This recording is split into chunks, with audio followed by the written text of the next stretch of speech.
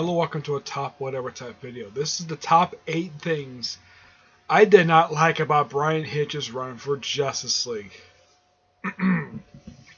Yeah, this book had its problems. Out of all the DC Rebirth books, this one had the most problems. Cyborg may have had some problems, but not as many problems as Justice League. I mean, the biggest problem with Cyborg was the fact that its pacing was the fact it took like 15 issues to tell one story arc.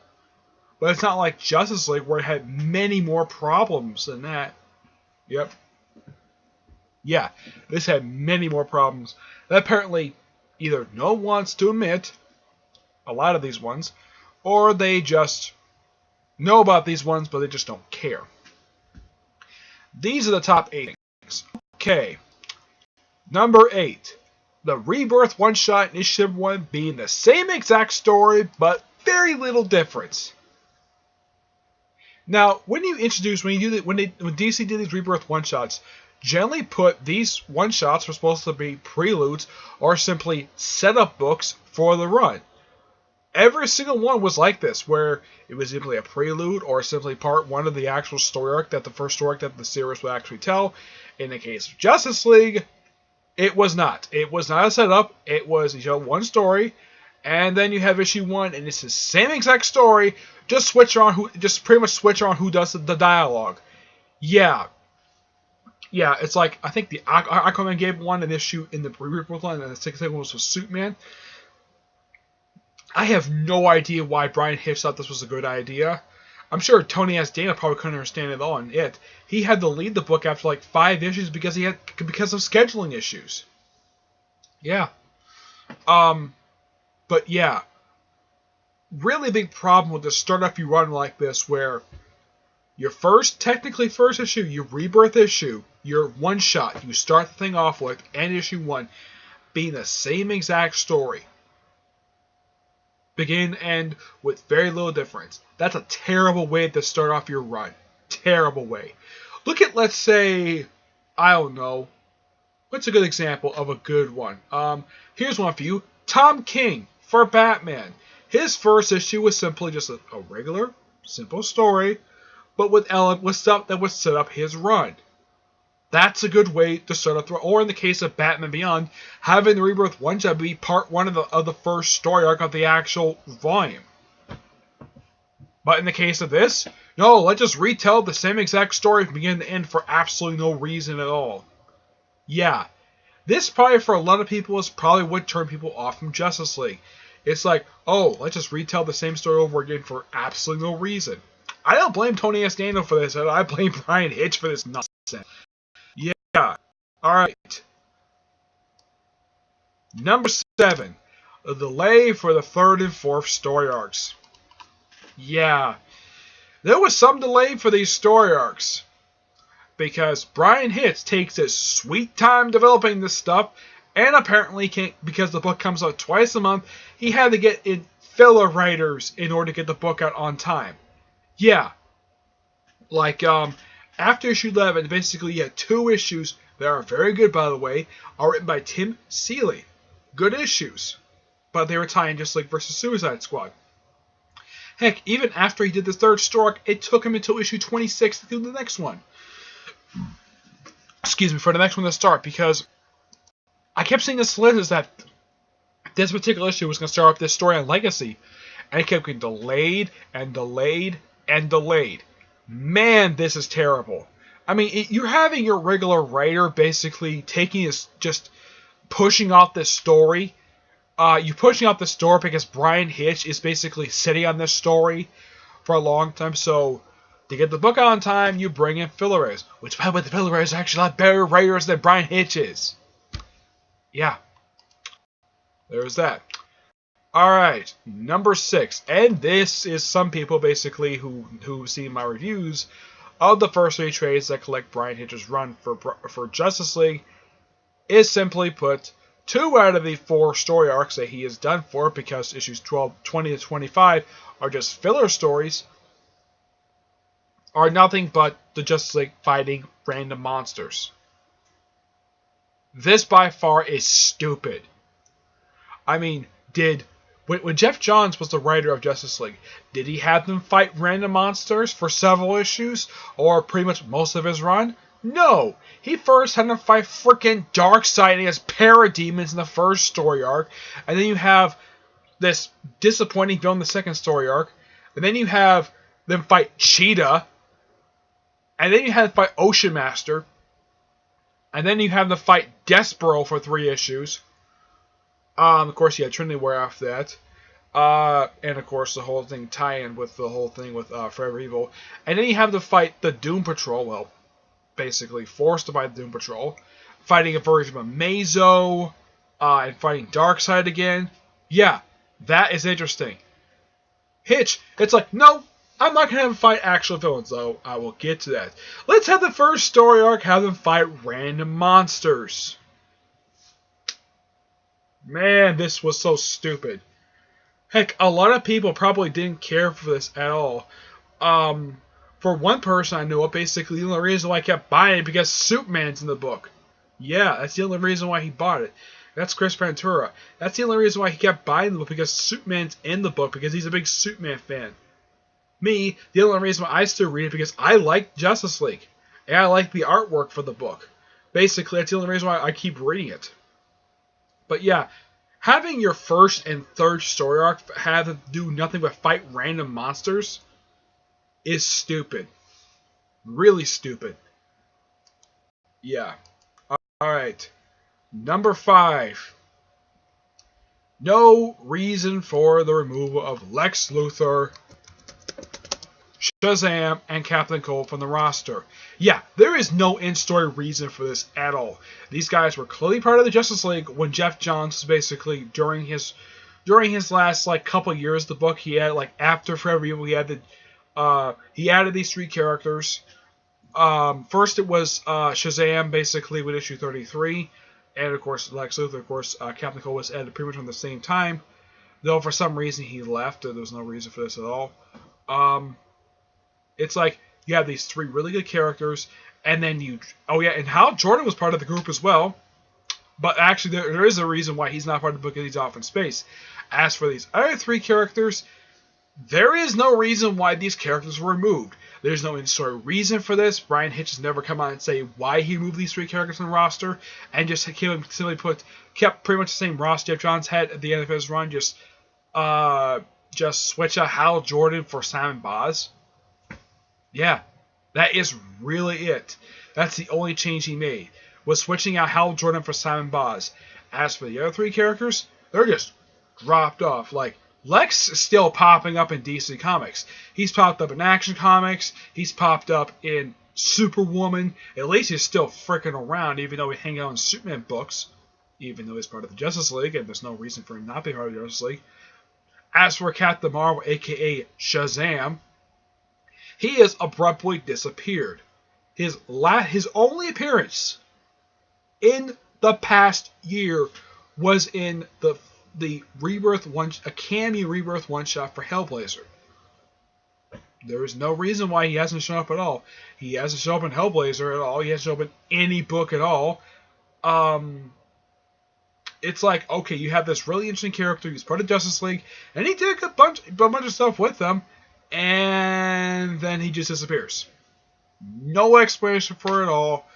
It's like Bryan Hitch just didn't care for these 3 characters. He just cared about just shrinking it down for no reason. Yeah, there is no reason for this at all. Yep. Alright. Number 4. The Watchtower, not showing off much, or pretty much not at all. I've read every single issue for Bryan Hitch's run. Hardly at all does the Watchtower ever make a physical appearance. I mean, the only time I can think of the Watchtower makes a physical appearance in the 32 issues that have been released for this line for Justice League have been issues not written by Bryan Hitch at all. Yeah, like the issue that came right after he finished up a third story, we had the Watchtower making a physical appearance. It's like he doesn't want to have the Watchtower make a physical appearance in the book. Let me give a good example. Is basically we have a team book and you have their headquarters frequently shown. Let's take a look at DC. You have the first one, Justice League America. excuse me, whenever they had the secret, when in the Silver Age, when they were headquartered at the Secret Sanctuary, they showed the Secret Sanctuary pretty much every single issue of the entire run. When they moved to the Bronze Age up until the 1980s, they had their base of the satellite. As a matter of fact, the satellite, the first one, was heavily featured not only in Justice League, but other characters' books. Not really much up in Batman per se, but showed up in Superman, Wonder Woman, New Teen Titans. It showed up everywhere. Yeah. When they had the JLI, they had their headquarters frequently show up in everybody's books.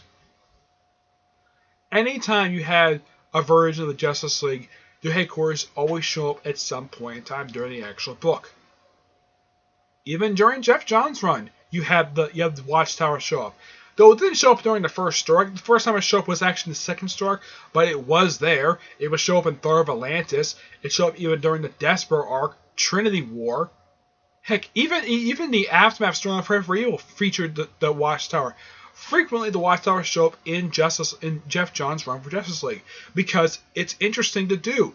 Have the characters hang out in their headquarters when they're not busy on a mission. Actually show the damn thing. But Bryan Hitch, nah. Don't care. I don't want to show it. Despite the fact that since Rebirth, the only times I've physically seen this thing show up in issues of Justice League that did not feature Bryan Hitch as the writer, it showed up in Trinity. Let's see. Top of my head, I think it was featured in let's see. Trinity, Justice League issues not written by Bryan Hitch. Oh yeah, it did show up in Green Arrow. It showed up there. I think it did show up for an issue of Green Lanterns. But at least it's shown up. But in the case of the issues by Bryan Hitch, nope. Doesn't show up at all. There's no physical appearance of it at all. They're always shown outside, out in the field. And it's kind of acts like Bryan Hitch acts like the team has no base operations, even though they do. Yeah. Alright. Number 3. Fighting actual villains for 2 issues. Out of Bryan Hitch's entire run, out of the 32 issues been released, the 31st issue is actually the last one he actually did. Out of the 4 story arcs he did, only the last 2 or 3 issues of his second story arc did he have to just fight actual villains. And the rest of the time, nope, no villains. Random monsters. That's the thing with Bryan Hitch. He loves the whole random monsters crap. Instead of, have them fight actual villains, Jeff Johns did this all the time. As a matter of fact, every single writer who has written the Justice League over the years has generally put in their run where they fight actual villains. Let me give a good one for example. The first issue of Justice League post Legends, written by Keith Giffen, Jane DeMatteis, with Kevin McGuire in the artwork. Which villains showed up in that first issue? The Royal Flush Gang, classic JLA villains. And Booster Gold defeated them. Yeah. But at least they fought villains. Bryan Hitch doesn't care about villains at all. He just does these stupid stories. It's the same thing with his JLA run. Fighting some random villain, fighting Rao, who wasn't a really good villain at all. It's doesn't care at all. He's a good artist, not a good writer. Alright. And this was something that really ticked a lot of people off during his third story arc. Pretty much every single issue of this third story arc, called Timeless, every single issue began with this editorial note. Takes place before Superman Reborn. I don't mind this specifically for 1 or 2 issues. But when the physical issues were coming out, every single issue had this stupid thing there. Look, I love editorial notes. It's a great way to promote books. But come on. Okay? It's like the editor for Bryan Hitch. It's like Bryan Hitch kept telling the editor, kept putting that. It's like he copy and paste this thing in there every single issue for no reason at all. It's Okay, you could do for the first issue, maybe for the third issue, have it show up a couple times after that, but not on a frequent basis. Come on. That was one of the biggest faults of Timeless. That was the biggest problem with it. I personally had, and of course, I'm sure probably other people had this problem too, was this editorial note, which I love editorial notes in books, basically good way to promote books and basically reference stuff. But having this editorial note in every single issue of this arc was an absolute stupid idea. Really stupid. Yeah. Alright. And the number one thing I had the biggest problem with Bryan Hitch's run is Justice League vs. Suicide Squad with no mention or have an effect in the actual series. Yeah, that's the thing with this thing. Okay, you have this really good story, or you have this really good mini-series event, Justice League vs. Suicide Squad. Did this thing have an effect on the actual Bryan Hitch issues? Nope. Had zero effect. Heck, it didn't even get mentioned at all. I don't remember it like, it's like, oh, like right after Justice League vs. Suicide, it's back to business as usual, fighting random monsters. It's like, come on. At least Suicide Squad managed to reference this thing. And heck, it actually had an effect, actually had an aftermath storyline dealing with Justice League vs. Suicide Squad. And, of course, the aftermath did stuff Justice League vs. Justice League America, but at least it's referenced time and time again. But as for Bryan Hitch, just like, nope. I'm just doing my normal thing. I'm ignoring, I'm pretending that never happened. Yeah, that's probably for what Bryan Hitch is probably thinking. He's pretending this really awesome miniseries never happened because it's something that a lot of people say it's better than his crap that he comes out with. Okay. But there's a few good things about the issues that he's credited as part of his particular run for the book. Like, he's credited basically, even though he doesn't do every single issue of this particular run, his last issue was especially issue 31. Here are the good things. The artwork is fantastic. The covers are fantastic. The character was the only thing I was writing I actually did like. And also, the filler issues. Yeah, the issues done by filler writers are actually better than his. Yeah. That's simply the way it is when it comes to Bryan Hitch. Is that he sucks at storytelling, but he's pretty good at developing character. Yeah, he's actually the character development. I've told a couple people about this. It's like, okay, if DC wants to keep him on the book, fine. Either give him a co-writer or take him off the book. Well, they took him off the book or replaced him with an awesome writer like Christopher frickin' Priest. At least he's a better writer, and at least he knows how to write the Justice League to be interesting instead of, being boring. Which is basically people's biggest problem is like, okay, you read your first arc, like, oh, I'm bored. This is so boring. But the issues without him, like, man, this is really interesting. Why can't Bryan Hitch be this interesting? Oh, this is boring. That's probably from a lot of people's perspective, basically, of how they thought Bryan Hitch's run, is that they probably were bored because the stories were absolutely boring. I mean, yeah, there were a couple good issues when they fought villains. Aside from that, that's really it. Okay, so that's really it for this video. I'm probably going to do a video probably tomorrow on my review. I'm probably going to do it probably after this one.